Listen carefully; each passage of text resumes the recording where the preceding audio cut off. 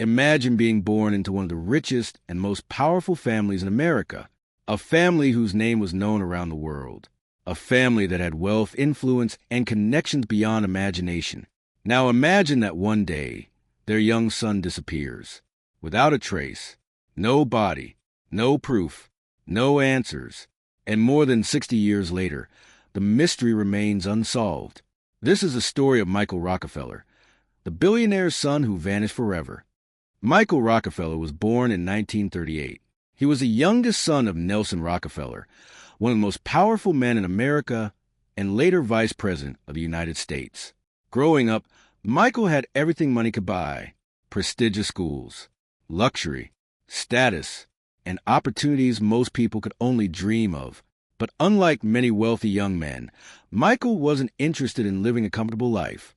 He was adventurous, curious, and fascinated by cultures far different from his own. After graduating from Harvard University, he decided to travel to one of the most remote places on Earth, a region known today as Papua in Indonesia. At the time, it was a wild and isolated land, dense jungles, dangerous rivers, and tribes that had little contact with the outside world. For Michael, it was the perfect adventure. In 1961, he joined an expedition to study and collect tribal art from the Asmat people. The Asmat were famous for their incredible wood carvings and unique traditions. Michael became fascinated by them.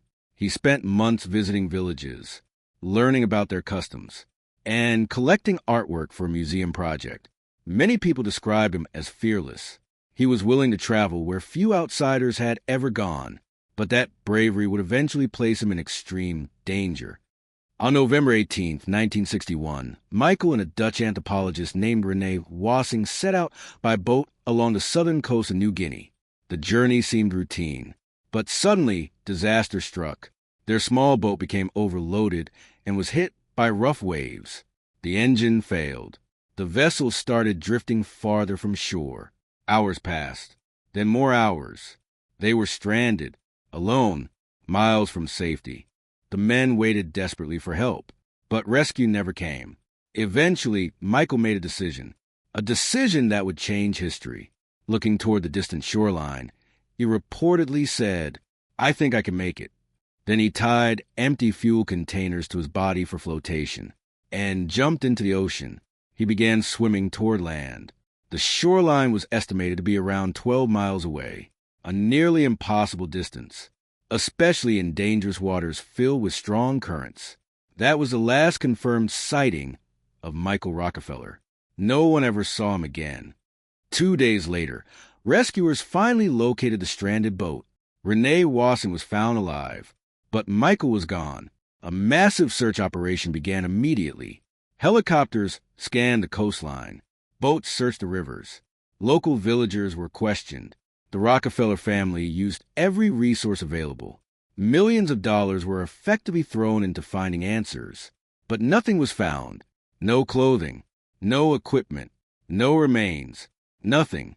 It was as if Michael had simply vanished. At first, authorities believed he had drowned. The waters around New Guinea were dangerous. Strong currents could easily pull a swimmer away. There were also sharks and crocodiles in the area. Many investigators concluded that Michael probably never reached shore. For years, this was the official explanation. Case closed, or so it seemed. But then rumors began to spread.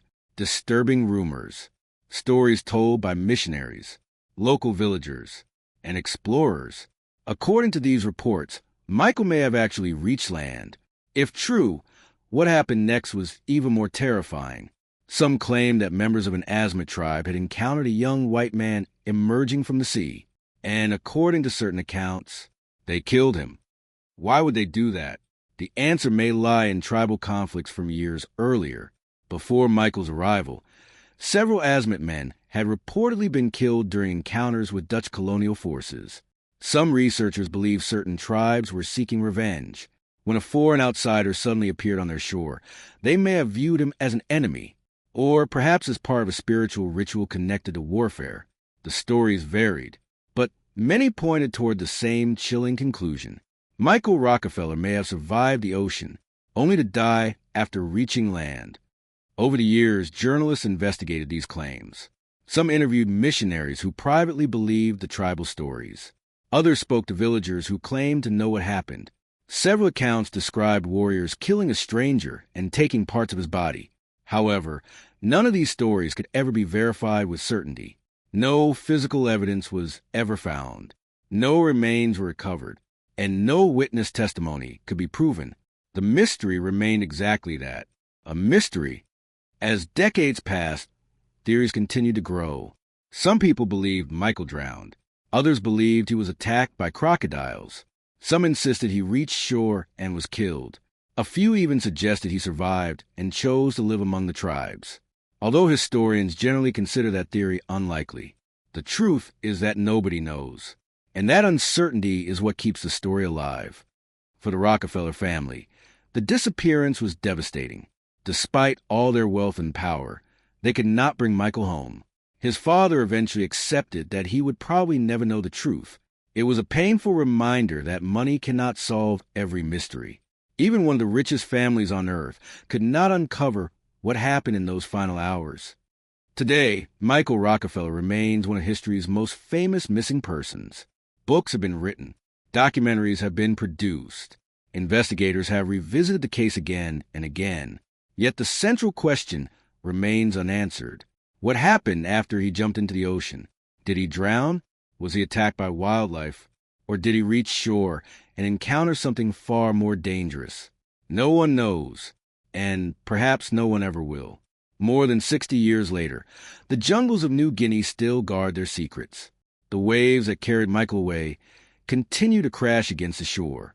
And somewhere within that remote wilderness may lie the answer to one of the greatest disappearance mysteries ever recorded. The billionaire's son left in search of adventure, but he became a mystery that the world has never solved, and perhaps never will.